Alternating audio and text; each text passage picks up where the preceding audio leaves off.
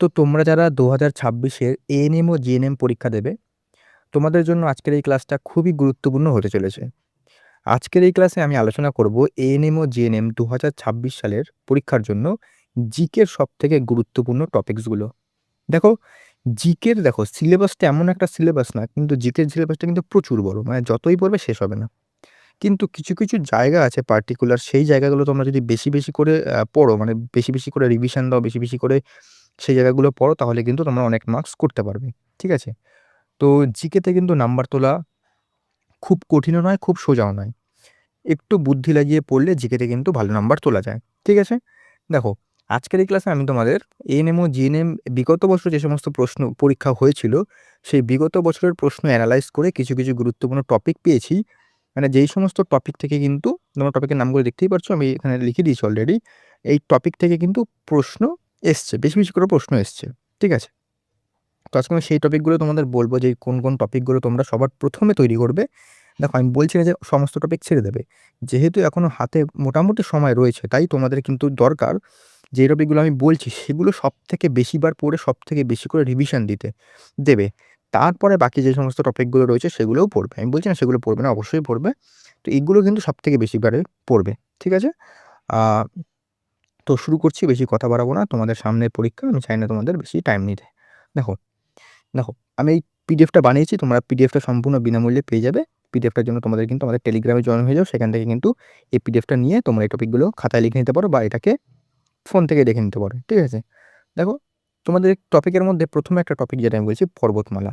বিভিন্ন যে পর্বতমালা সেখান থেকে প্রশ্ন দিয়েছে, তোমরা এখান থেকে করবে। দেখো, পর্বতমালার মধ্যে কি করবে এখান থেকে বিভিন্ন মানে পর্বতের যে উচ্চতম শৃঙ্গ রয়েছে বা এই পর্বতটা কোথায় অবস্থিত সেটা রয়েছে। শুধুমাত্র ভারতের নয়, ভারতের তো পড়বেই, গুরুত্বপূর্ণ। কিন্তু ভারতের পাশাপাশি বিশ্বের যে সমস্ত পর্বতমালা সবচেয়ে উচ্চতম শৃঙ্গ পৃথিবীর কোনটা? তারপরে হচ্ছে আ কোন পর্বত মানে যে ফেমাস পর্বতমালাগুলো রয়েছে বা যেটা উচ্চতম পর্বত শৃঙ্গ যেটা আছে, সেটা কোথায় অবস্থিত মানে কোন দেশে অবস্থিত সেগুলো কিন্তু পরীক্ষায় দেবে। ভারতেরও দেবে। ভারতের যেমন পশ্চিমঘাট পর্বতের উচ্চতম শৃঙ্গ, পূর্বঘাটের উচ্চতম শৃঙ্গ, এখান থেকে প্রশ্ন দিতে পারে। বিন্ধ্য পর্বতমালার উচ্চতম শৃঙ্গ, আরাবল্লীর উচ্চতম শৃঙ্গ। ঠিক আছে? এই যে আরাবল্লী পর্বত, এটা কেমন ধরনের পর্বত, কোন টাইপের পর্বত, এই ধরনের কিন্তু প্রশ্ন দিতে পারে। ঠিক আছে? তো এগুলো কিন্তু পর্বতমালা থেকে এইভাবে তোমাদের পড়তে হবে। তারপরে চলে আসছে আমাদের নেক্সট, এটা কিন্তু খুব গুরুত্বপূর্ণ একটা টপিক, আন্তর্জাতিক সংস্থা। এখান থেকে কিন্তু প্রশ্ন দিয়েছে আগের বছরে। তো এখান থেকে কিন্তু তোমাদের অবশ্যই পড়তে হবে। এখান থেকে কি, কি পড়বে? দেখো, এখান থেকে যেমন ইউনাইটেড নেশনস আছে, তারপর হচ্ছে WTO, হু আছে, ইউনেস্কো আছে, এগুলো কবে প্রতিষ্ঠিত হয়, এদের সদর, বিশেষ করে এদের সদর দপ্তর মানে হেডকোয়ার্টারটা কোথায় আছে? হেডকোয়ার্টারটা কিন্তু সবথেকে বেশি গুরুত্বপূর্ণ। তো এদের হেডকোয়ার্টার কোথায়?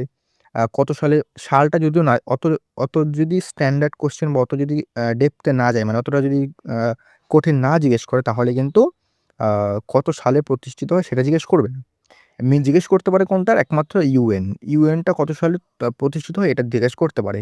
বাকিগুলোর কিন্তু তোমাদের হেডকোয়ার্টার সবচেয়ে বেশি গুরুত্বপূর্ণ। হেডকোয়ার্টার আর যদি কারেন্ট থেকে দেয় তাহলে দিতে পারে যে কারেন্ট প্রেসিডেন্ট কে আছেন, এগুলো কিন্তু দিতে পারে। তো এখান থেকে কিন্তু মেইন তোমাদের হেডকোয়ার্টারগুলো মনে রাখতে হবে। তারপরে আমাদের যে মেইন সাবজেক্টে যে সমস্ত বিষয়গুলো আছে, যেমন হচ্ছে পলিটি মানে সংবিধান, ইতিহাস, ভূগোল। এখান থেকে দেখো, তোমাদের পলিটি থেকে সবচেয়ে বেশি গুরুত্বপূর্ণ হচ্ছে ধারা।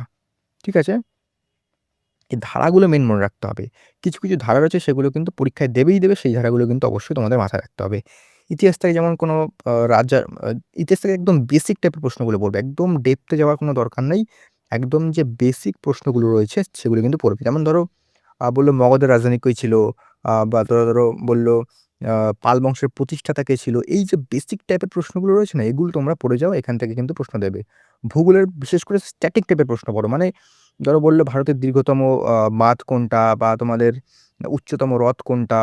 বা ভারতের কি ধরনের জলবায়ু?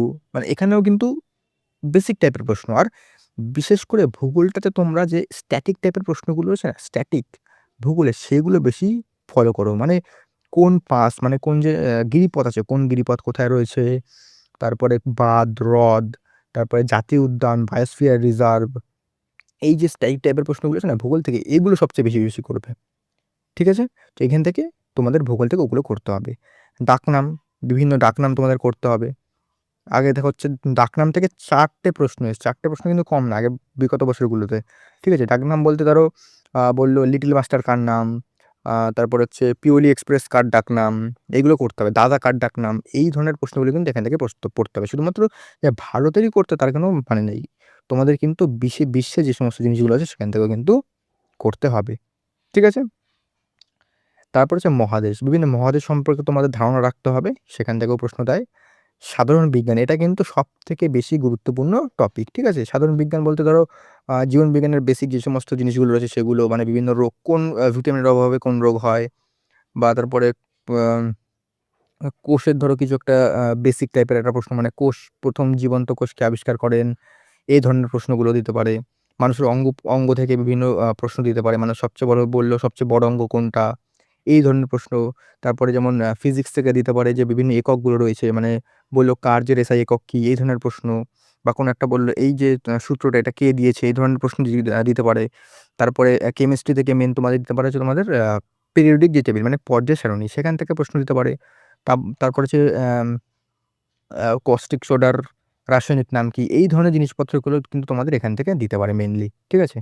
পুরস্কার এটাও কিন্তু অত্যন্ত গুরুত্বপূর্ণ। পুরস্কারের মধ্যে তোমাদের নোবেল পুরস্কার, ঠিক আছে? তারপরে আ ভারতের যে সমস্ত পুরস্কারগুলো রয়েছে দাদাসাহেব ফালকে, তারপরে অর্জুন পুরস্কার, দ্রোণাচার্য পুরস্কার, খেলার পুরস্কারগুলো যেগুলো গুরুত্বপূর্ণ, মেজর ধ্যানচাঁদ পুরস্কার, বাটানগর পুরস্কার, তারপরে তোমাদের কলিঙ্গ পুরস্কার এগুলো কোন ক্ষেত্রে দেওয়া হয়?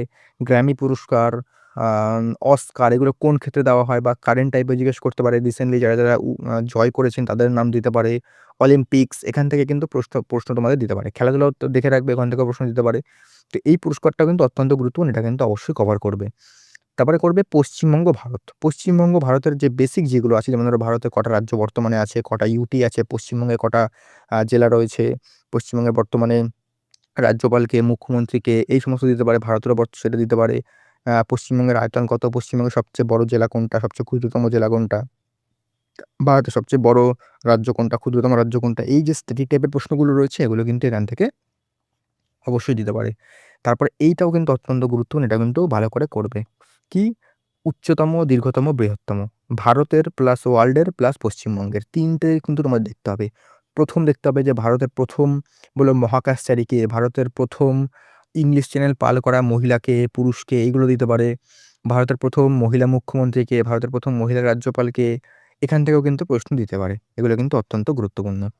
বই লেখক এটাও কিন্তু অত্যন্ত গুরুত্বপূর্ণ। বই লেখক থেকে ভালো করে দেখবে ভারতের বিভিন্ন বই আনন্দমঠ, তারপরে ধরো বাংলার বইগুলো বলছি আনন্দমঠ, তারপরে হচ্ছে রবীন্দ্রনাথ ঠাকুরের গোড়া, এই ধরনের বই দিতে পারে বা ইংলিশের কিছু বই মানে ইংলিশ বলতে পুরো ভারতের কিছু বই দিতে পারে। 'গড অফ স্মল থিংস' কার লেখা, ঠিক আছে? এই বইগুলো দিতে পারে। তারপরে 'আনসুইটেবল', ঠিক আছে? এই ধরনের বইগুলো কিন্তু দিতে পারে। মানে বই লেখক থেকে তোমাদের মোটামুটি ভারতের পশ্চিমবঙ্গে যে বাংলা বই সেগুলো তো করতেই হবে। তার পাশাপাশি কিন্তু কিছু মানে ফেমাস যে সমস্ত বই, ঐতিহাসিক বই যেগুলো আছে সেগুলো দিতে পারে। 'ইন্ডিয়ান বই', 'ইয়ং ইন্ডিয়া', ঠিক আছে? তা এগুলো কিন্তু তোমাদের ভালো করে মাথায় রেখে করতে হবে। ঠিক আছে? তো রাজধানী মুদ্রা এটাও কিন্তু অত্যন্ত গুরুত্বপূর্ণ। বিভিন্ন দেশের রাজধানী কি আছে, মুদ্রা কি আছে? বিশেষ করে দেখো তোমরা কোনটা করবে? মানে রিসেন্ট যে সমস্ত দেশগুলো চর্চায় রয়েছে সেগুলো থেকে করবে। যেমন ইসরায়েল রয়েছে, ইরান রয়েছে, আমেরিকা তো তোমরা সকলেই জানো।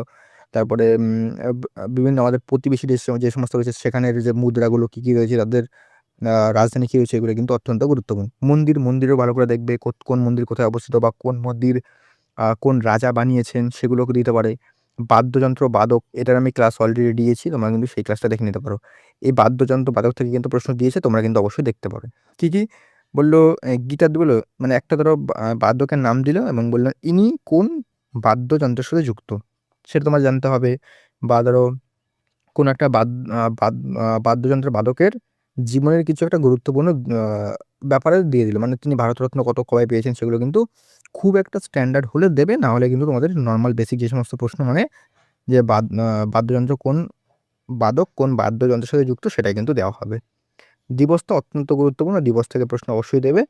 মানে দিবস তো তোমরা জানোই যে ইউথ ডে কবে, ক্যান্সার ডে কবে, ভোটার ডে কবে এগুলো কিন্তু তোমাদের মনে রাখতে হবে। আর স্ট্যাটিক জিকে তো বলে দিলাম, স্ট্যাটিক জিকে থেকে তোমাদের করতেই হবে।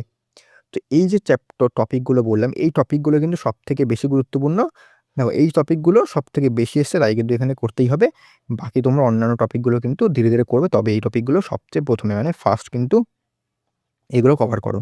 ঠিক আছে? এগুলো কভার করো। তারপরে কিন্তু বাকিগুলো আস্তে, আস্তে করো। আর আমাদের অলরেডি কিন্তু এই যে বাদ্যযন্ত্র বাদক দেওয়া হয়ে গেছে ক্লাস। আর আমরা মিক্স জিকের কিন্তু ২ টো ক্লাস অলরেডি দিয়েছি। Previous year best, PYQ best সেটা কিন্তু করেছে। তার লিঙ্ক ডেসক্রিপশনে পেয়ে যাবে। তাছাড়া তোমাদের আমি প্রত্যেকটা যে টপিক আছে, প্রত্যেকটা টপিক আমি একটা ক্লাসে কভার করিয়ে দেবো। প্রত্যেকটা টপিক একটা ক্লাসে কভার আমি করিয়ে দেবো। তার জন্য কিন্তু তোমাদের একটাই কাজ, চ্যানেলটাকে সাবস্ক্রাইব করে রাখো। তাহলে কিন্তু এই নোটিফিকেশনগুলো পেয়ে যাবে। তো আশা করছি তোমাদের এই জিকে টপিকগুলো অবশ্যই তোমরা এখন থেকে শুরু করে দাও এগুলো কভার করা। তো দেখা হচ্ছে নেক্সট ক্লাসে। আর এই পিডিএফটা তোমরা কিন্তু অবশ্যই আমাদের টেলিগ্রাম থেকে নিয়ে নিতে পারো বা খাতায় লিখে নিতে পারো। টপিক লিখতে ২ মিনিটও লাগবে না। তো দেখা হচ্ছে নেক্সট ক্লাসে।